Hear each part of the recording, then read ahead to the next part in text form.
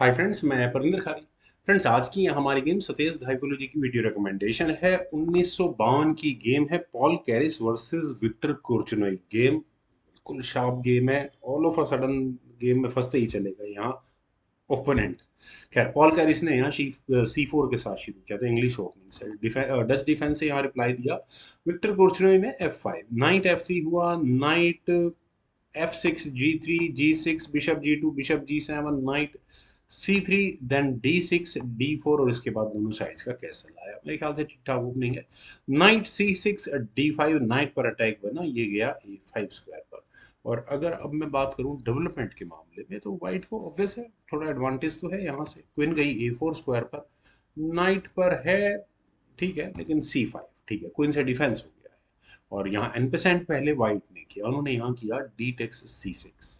तो विक्टर कोर्चनोई ने knight takes C6 के ऑप्शन को चुना, ठीक भी है। रुक आया D1 स्क्वायर पर। और फ्रेंड्स, गेम का बेसिक प्रिंसिपल आपके क्वीन के सामने रुक आ चुका है, थोड़ा सोच समझकर खेलना चाहिए था।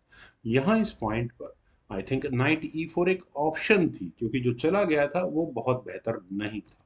यहाँ विक्टर ने अपने नाइट को A5 स्क्वायर पर प्लेस किया। और चूंकि इस नाइट पर सिर्फ क्वीन का डिफेंस है और क्वीन पर ऑलरेडी टैक्टिक्स लगनी शुरू हो चुकी है, तो आने वाले समय में प्रॉब्लम्स होंगी। और इसी बात को देखते हुए यहाँ पर पॉल कैरिस ने अपने सी पॉन को आगे पुश किया। अब वैसे यहाँ D6 पॉन पिन है, तो बिल्कुल ठीक है डिफेंस। यहाँ पर क्या करना चाहिए? सिंपली अगर डी पॉन आगे पुश हो जाए, बुरी ऑप्शन नहीं है बिल्कुल भी, क्योंकि अगर आगे पुश होता है तो थोड़ी देर के बाद ये ई पॉन आगे पुश हो जाएगा और काफी एक स्ट्रॉन्ग पोजीशन रह सकती है यहाँ से।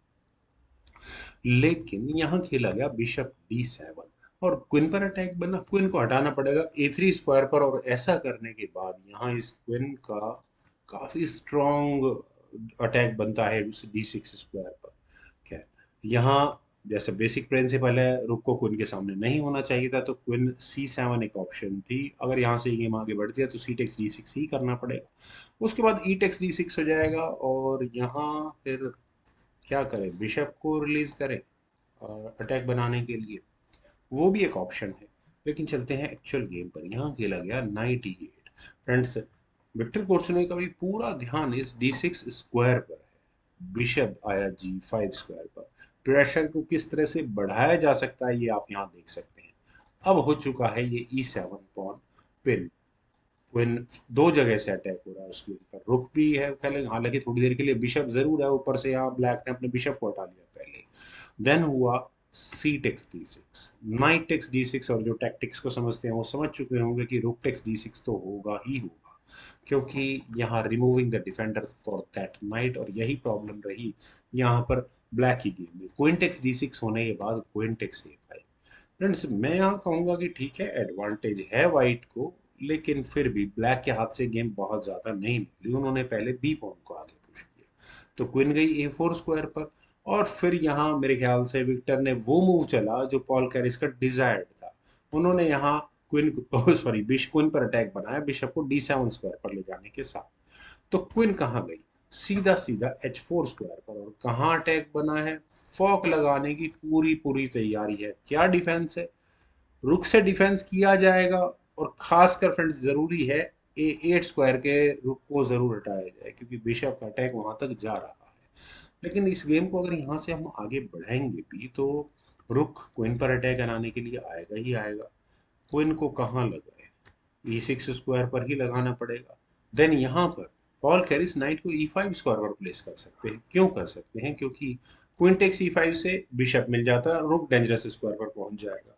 दूसरा, अगर यहाँ बिशप टेक्स C5 का ब्लंडर किया गया, तो उसके बाद आप इस बेचारी क्वीन को पिन होते हुए देख पाएंगे।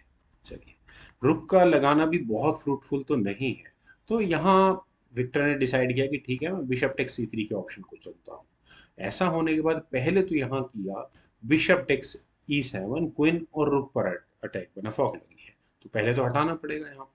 क्वीन गई E6 स्क्वायर पर, और उसके बाद यहाँ मेटल को कंप्लीट किया बी टेक्स C3 से। और फिर ब्लैक का ऑब्वियस मूव जो बनता है वो है रुक को हटाने का। लेकिन कौन से रुक को?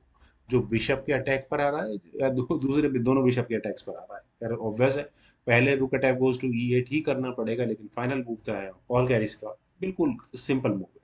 आप लोग समझ चुके होंगे यहाँ नाइट D4 के साथ विक्टर कोर्सुने को रिजाइन करना पड़ेगा। फ्रेंड्स अब प्रॉब्लम ये है पॉल कैरिस के सामने कि वो क्या बचाए, कौन सा रुक बचाए, वो सॉरी क्विन बचाए या रुक बचाए। चलिए इस गेम को आगे बढ़ाते हैं। क्विन टेक्स E7 ही होगा और कोई इलाज भी नहीं। क्वीन टेक्स E7 ही करना पड़ेगा। देन रुक टेक्स E7 होने के बाद बिशप टेक्स A8। और अब यहाँ आप मटेरियल काउंट देखें तो रुक और बिशप ठीक है, दोनों खिलाड़ियों के पास है। एक नाइट कंप्लीट एक्स्ट्रा पॉल कैरिस के पास है और एक पॉन भी I think extra, yes exactly, एक पॉन भी कम्प्लीटली एक्स्ट्रा।